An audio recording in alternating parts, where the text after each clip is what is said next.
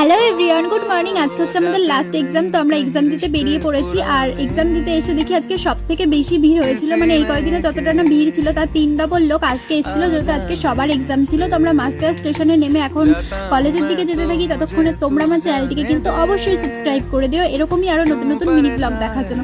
তো কলেজে এসে সিট নাম্বার দেখার পরে গেটটা খুলে দেয়, আর তখনই আমরা চলে যাই নিজেদের রুম খুঁজতে।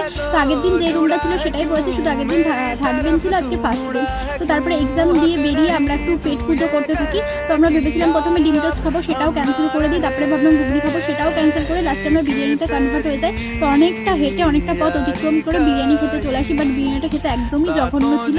তো তারপরে আর একটা সমস্যা হয়েছিল, সেকেন্ড এক্সামের টাইমে আমরা খুঁজে পাচ্ছিলাম না রুম। তো যাই হোক, কোনো মতে রুমটা খুঁজে পাই, খুবই টেনশনে পড়ে গেছিলাম রুম যখন খুঁজে পাচ্ছিলাম না। তো যাই হোক, রুম খুঁজে এখন বসে পড়েছি। আর এই এক্সামটাও মোটামুটি খুবই ভালো হয়েছে, সেটা আমাদের মুখ দেখেই বুঝতে পারছো। তো এই যে আমার নতুন একটা ফ্রেন্ড। তো চলো আজকের মতন এখানে